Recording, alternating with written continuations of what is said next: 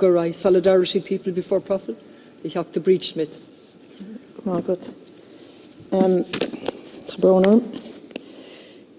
Taoiseach or Taoiseach, I want to take up a question that the last Count Corla Deputy Catherine Connolly raised yesterday, and that's the question of the destruction of the files from the Commission on the Mother and Baby Homes. I'm sure you're aware of it. I'm sure everybody in the House is aware of it, because everybody will have received emails from the survivors and their representatives about this. Look, I'm really making a plea here today with you as the representative of the government here to find a way to do something to extend the lifetime of the Commission beyond the 28th of February. And that is what you will be receiving emails asking you to do.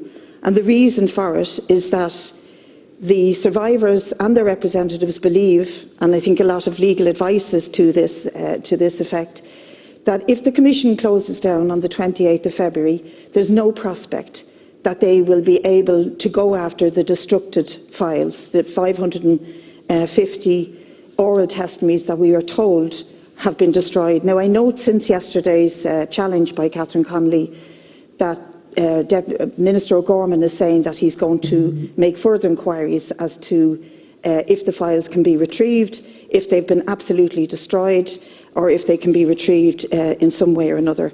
I think that's hugely important that he said that. But if that can't be done, or if he can't guarantee that it can be done before the 28th of February, there's one thing the government could do, and that would be to bring an amendment to the 2020 Act that we passed before Christmas, Section 7 of which would allow the government to extend the lifetime of the Commission beyond the 28th of February. There's no other way it can be done. Prior to bringing in that Act, the Commission was extended 5 or 6 times, just because the government were asked to do so. They did so on behalf of the Commission, looking for more time. The survivors are now asking for it, and I'm asking you, I'm pleading with you, to do your best to get this done. And I've no doubt that there'll be not a single deputy or party in this House will stand in the way of it happening. And as was so eloquently put by Deputy Connolly yesterday, we have let them down throughout the history of this state. We've let them down with the Commission report. We've let them down massively by destroying their records, their oral records, without their permission. Can we please do this one thing for them and extend the lifetime of the Commission to allow investigation into what happened to those precious records? Over Christmas, I found an old tape of a conversation between me and my ma 20 years ago, and I immediately got it digitised for her anniversary, which was just after Christmas. I think those recordings are precious. They're precious to those who know the people, but they're precious to us as a society.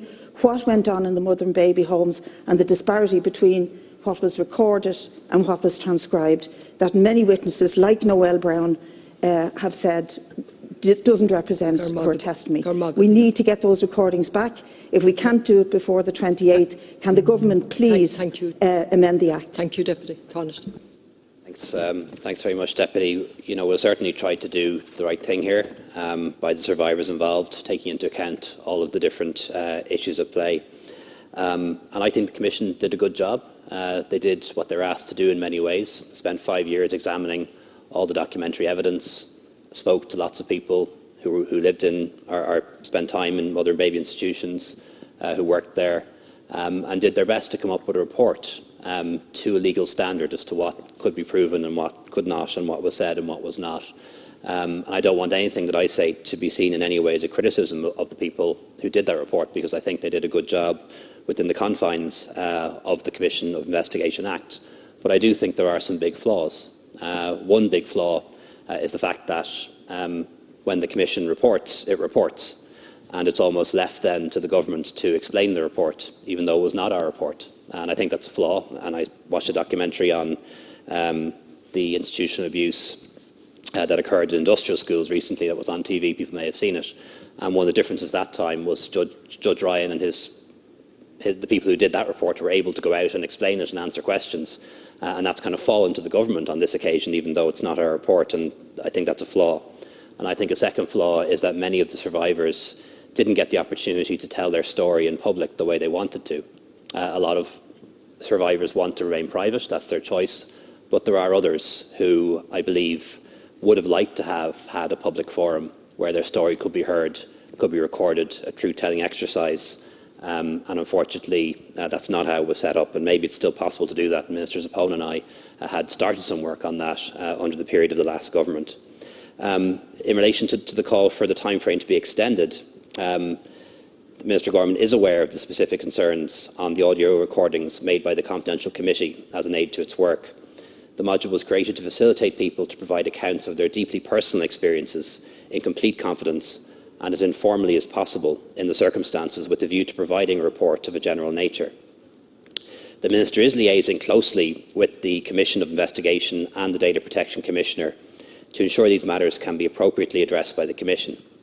And the Minister is committed to having robust processes in place for the management of the archive when it transfers prior to the end of this month.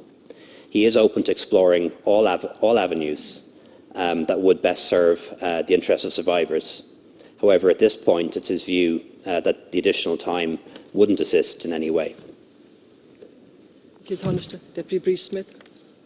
Okay, well, I'm not going to comment on what I think of the Commission, the report of the Commission to Mother and Baby Homes, whether it's good or bad and what the problems of it are. That's not what I'm here today to try and do. What I'm here today to try and do is to best represent the interests of the survivors who've been really pleading with all of us, and I doubt if there's a deputy in the House or a senator in the other House that hasn't received tons of emails asking for us to do our best to ensure that the allegedly destroyed files are not destroyed. Now, obviously, it's not all about publicly telling your story. It's also about having the historic record and having your story told correctly and accurately. And as I said, people like Noel Brown, who did give testimony, say that their testimony is not reflected as they spoke it in the final report. I'm not going to say anything about judging that or not judging it, other than it is not right. And the more harm we do to these survivors, the more we don't listen to them, the more we pile upon them more hurt and pain and disrespect, the more disrespect we will gain from it. As a Parliament, we need to address this. And I'm going to ask you again, Taoiseach, that if it is the case that these files cannot be retrieved or definite information of their retrievability before the end of this month, will this government bring forward an amendment to the 2020 Act that will allow all of us in this House support it to save the files for investigation? Thanks, Deputy. I can't make that commitment here, but I will certainly take up the matter again with Minister O'Gorman, and I don't know if it is possible or not to retrieve the audio recordings, and I think knowing the answer to that would be crucial at this point. What the Commission has said is that each witness at the Confidential Committee was given a guarantee of complete anonymity, and it was for this reason that the tapes were deleted. Recordings, the Commission says, were used as an aid to create thematic records of each person's account, from which the final content was produced and published in the Confidential Committee report. The Commission has repeatedly said that this process and the associated actions were carried out with the knowledge of survivors, although it's clear that many survivors do not share this view. I respect that, and I know Minister O'Gorman has been examining these matters closely. He's engaged with the Commission itself, as well as the DPC and the Attorney-General on the matter, and the possibility of an extension raises legal questions and has implications for the operation of future commissions. If the Commission were to be extended while the archive was transferred to the Department of Children, it's difficult to see how the DPC could carry out a proper investigation. To leave the archive with the Commission would mean that it remains the data controller, and it would respond to subject access requests, bearing in mind that it has always refused to give these up until now. It would be responsible for the exercise of the right to rectification.